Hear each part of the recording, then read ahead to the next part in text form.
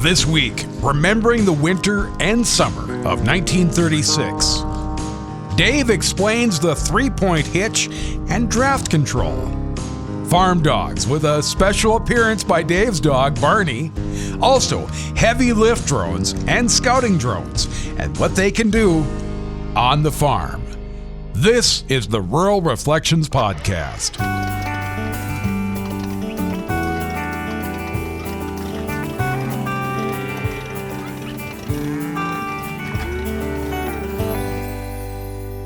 Welcome to the Rural Reflections Podcast. Grant Nelson here at the studios of Thief River Falls Radio.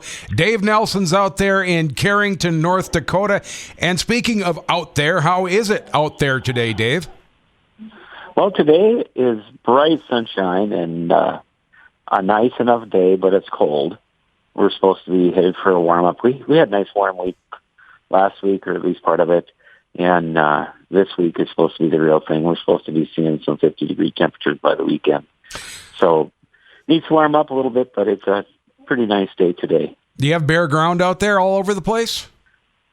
Yeah, we have a lot of the ground is bare. Anything on the north side has got still, 3-4 inches of snow on it. So there is snow, and there's some dirty snow drifts around in that, but we haven't had much snow. So. Okay. I noticed that you guys are a little bit droughty out there when you look at the National Weather Service maps. And, it's kind of ironic. Just a year and a half ago, you had more water than you could possibly need.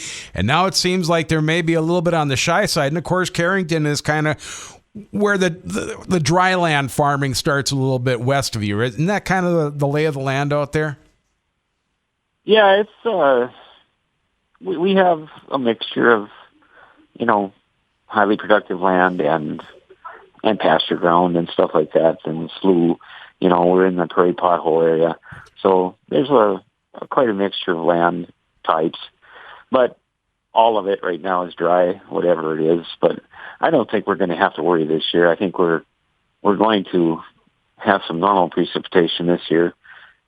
We've been in a dry pattern for a long time, just barely getting by on the later crops, So I'm going to say this year it's going to be normal rainfall and a good crop year. We're not going to get anything for replenishing flues and that, but we're going to get enough rain to make a good crop. Okay. All right. Well, we're talking about weather, and of course, that's always part of the Rural Reflections coffee talk portion. And I've got a kind of an interesting historical weather sort of thing here, Dave. Now, of course, you and I both grew up Viking, Minnesota, salute, and on a dairy farm. And one of our old friends from over there in Viking called me one day, and he had found something kind of interesting. Now, the Raymond Drotz farm has been in the Drotz family, I think, for 3 generations, and Raymond passed away in 2016 at the age of 102. Well, Ernie Melvey called me. His son, Kevin, of course, who I went to high school with, bought the property and put up a new house there, and they were going through some old paperwork that they had found there.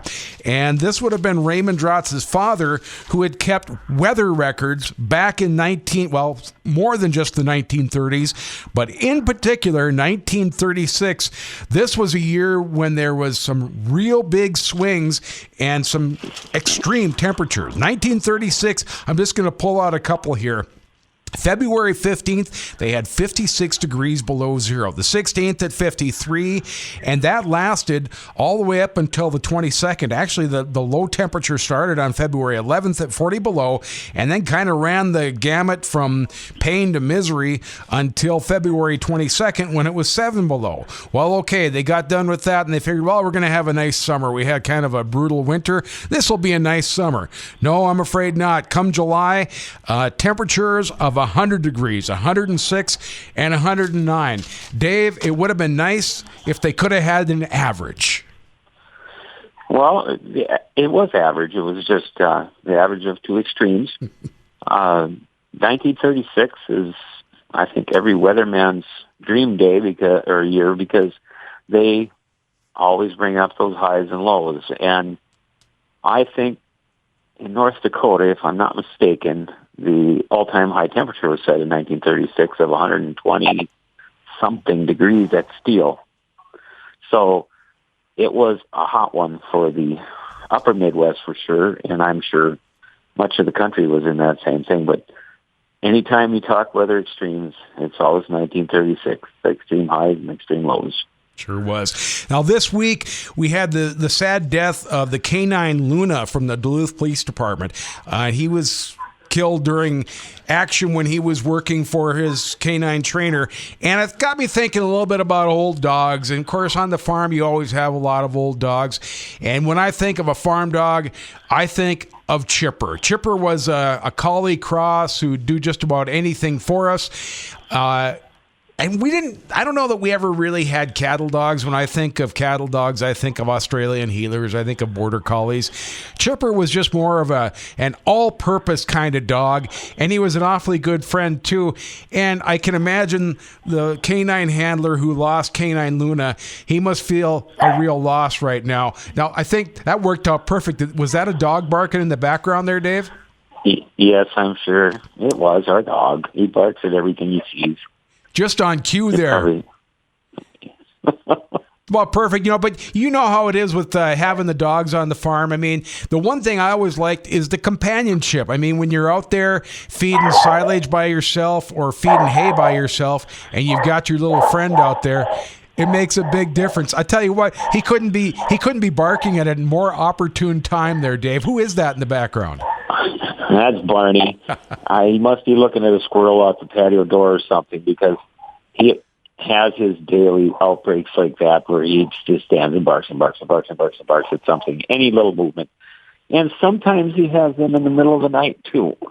So, and his worth is only in companionship, because there's not much else he could do for me. Well, maybe he keeps the squirrels away. You never know. He might be in charge of keeping the squirrels away, and you wouldn't even know what it would be like had you not had him. One more thing is we're moving. Go ahead. And he keeps the postman away too, boy. When the postman comes by, that's another target of his.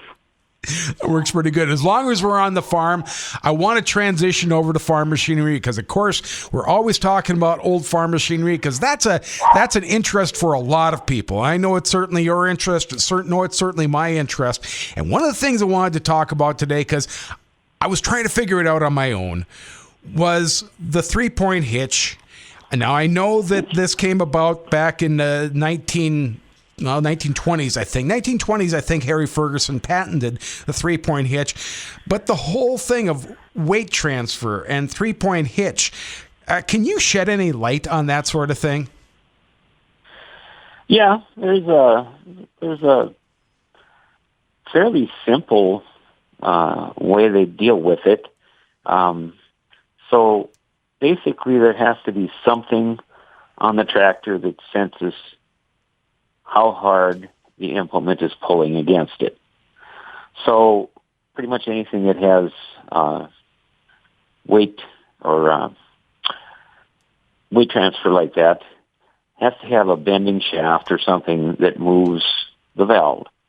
So as it pulls harder, the bar bends and the valve opens or closes. So when it pulls harder, the valve opens, raises the implement, so that the load, the horizontal load against it, is the same all the time. What happens is when it's lifting with the plow on the ground, it tries to lift the front end of the tractor or transfer weight from the front. So in order to make it work effectively, you have to have enough weight on the front to hold the front of the tractor stable, so the plow can lift up an inch or two or whatever it has to in order to lessen the load against the sensing bar. There are two other things that are adjustable on it, and that's draft and position. So if you want to change how hard it can pull before it lifts, you change the draft setting, which you do just from the seat. And if you want to change the height that you would like to be at, you change the position.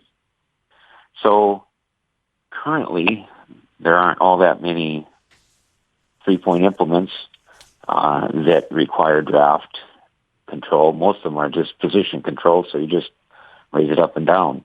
But if you're using a plow or anything that you can change the depth on to change the load against the tractor, position control and draft control were major improvements in the 3-point hitch.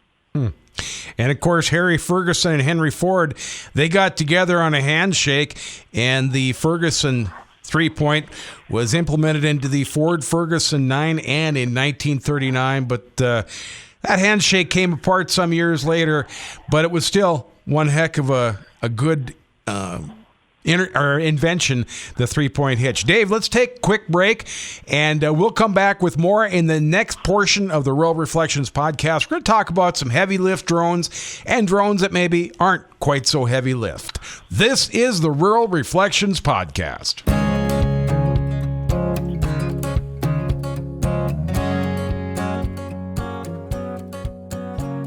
Welcome back to the second half of the Rural Reflections podcast. It's Dave Nelson in Carrington, North Dakota. Grant Nelson here at the studios of Thief River Falls Radio in the heart of Minnesota. Dave, we talked about technology in the first half of the program. That was older technology, really good older technology. But I'd like to talk about a little bit newer technology. Of course, we're both into the drones, but I'd like to just focus on heavy lift drones first. Now, as it pertains to agriculture, in my heart of hearts, I've always wanted to be able to crop spray with a drone. And there is some of that going on, but it's on a pretty small scale.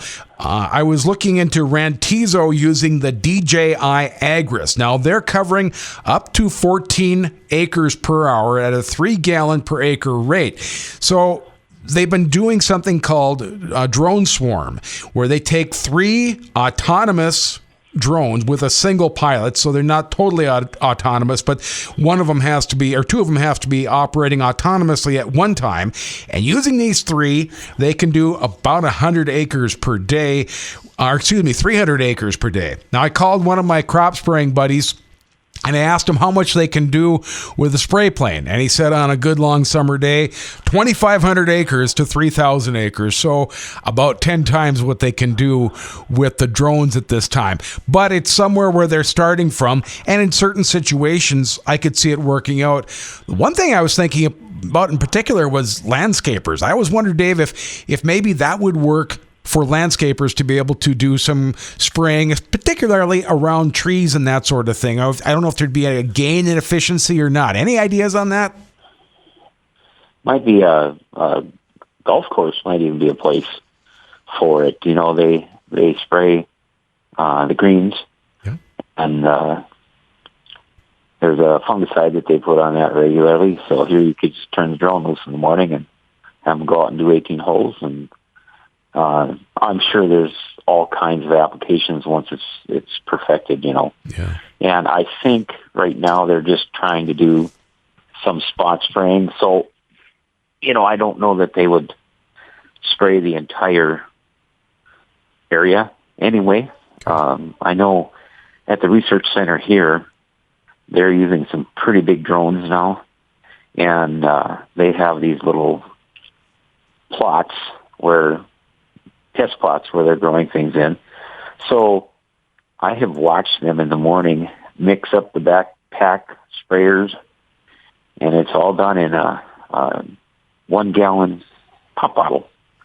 And there's about 200 different spray concoctions that are set up on a rack for each one of the different plots.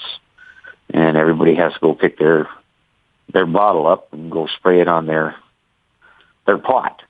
So I can imagine just turning a drone loose to go and do that. And I'm thinking that's some of what they're doing. They're really getting into the technology side of things now at the NDSU Research Center. Well, the one thing I always said at the Soil and Water Conservation District was you might want a drone if for no other reason, just because of old knees. You might want to be able to stay in one place and let the drone do some work, even if it took a little while longer. Now, typically what we're talking about right now is a heavy lift drone. And I saw Parallel Flight Technologies is another drone company that has a beta test going on right now with a gas over electric drone. So it's a gas engine that's powering an electric motor. And the reason for that is because you can adjust the electric motor so much more easily, and you can control it to keep the drone in a nice solid level and a solid place. And the one thing that they've gotten grants from the USDA. And the reason for this is to do burns at different federally owned forests or woods. And what they have is a small, about the size of a ping pong ball, and it gets alcohol and another substance injected into it and then dropped. And that's how they start their little back burns. Because there's the whole idea behind this Parallel Flight Technologies drone was that they had all these burns out in California that were started, and they by accident, and killed people and caused lots of damage and that sort of thing. So they're looking at trying to do more burns, like proactive burning, so that they can get rid of some of the fuel out there in the form of old trees and that sort of thing. And that's where this drone might be able to play into it. Now, around this area, I was thinking for drones, what a great idea for a granular spreader, maybe even like radishes or turnips into standing corn. I was thinking that might be an all right idea, because that's a difficult thing to do, I've found. And I mean, myself, when I was trying to do it, I went out there with a hand spreader and tried to do it. I mean, I was holding it up like about chest level, trying to put these turnips out, while before the corn canopied so much that it couldn't do anything, and after the corn had grown enough so that these turnips didn't start growing and take away nutrition out of the soil. So, I mean, what do you think, Dave? You think that's a possibility, using it for the granular portion? I would think so. What's the rate that you put that on per acre? 2 to 3 pounds per acre. Yeah, so there's should be room for that. I don't know what these heavy lift drones exactly do, but I know I've seen the Amazon version or whatever they are talking about packing some pretty good sized packages when they're going out. So. Well, the Agris is at the small end of the heavy lift drones, I'd say. 33 pounds to 44 pound payload. So, I mean, if nothing else, you could get, maybe 10, 15 acres done at a time. And I think a lot of these plots aren't huge anyway. Now, you yourself, with the advanced farming system out in North Dakota, you've used the Phantom 4 to do crop scouting. Can you tell me a little bit about that? Yeah, it's really quite a simple thing. A dummy like me can manage it. Basically, what you do is you use it's an iPad, and you mark your coordinates of your field on it, and release the drone to go and fly it. And it'll fly up until 20% of the battery life is left, and then it automatically comes home. And you change the battery and send it back out again. And it takes, I don't know, I can't say how many pictures, a couple thousand pictures maximum probably, of the piece that you're working on, puts it on a SD card, and then when you're done with it, you download or upload the SD card to Drone Deploy, and they stitch a map together out of all those pictures they're overlapping as they go up and down the field all the time to get a very accurate picture. It's so accurate. I actually was looking at the maps one time, and I found a cat in the field, not on purpose, but I just happened to see it, and you could see him walking in between the rows of soybeans. So yeah, it's a cool thing, and it's used for checking for weeds or disease areas, and there's a whole nother level of it over what we're using, because we're just using scouting or looking for something. If you want to get real accurate into crop deficiencies and stuff like that, then they have another version of Drone Deploy that picks up on that and can tell you if you're short on iron or you're short on this or whatever in your crop. So it's we start at one level and move up and up in these things into more advanced scouting and making crop decisions for what you're going to spray, or if you need to go up with a little fertilizer on or whatever. So I like it. I don't know if it'll last, because there's so much satellite imagery now that most likely something like that will take over for what the drone does right now. But I know guys that go and check their pastures with them. They play with them a little bit because they're kind of fun to handle, and you don't have to be a genius to fly one. And there's all kinds of uses for them that would be probably better suited than huge agricultural jobs. But I can see, go spray a few weeds in a pasture, or look over the cattle just a little bit, and that kind of thing. All of that stuff is part of the drone thing, I think.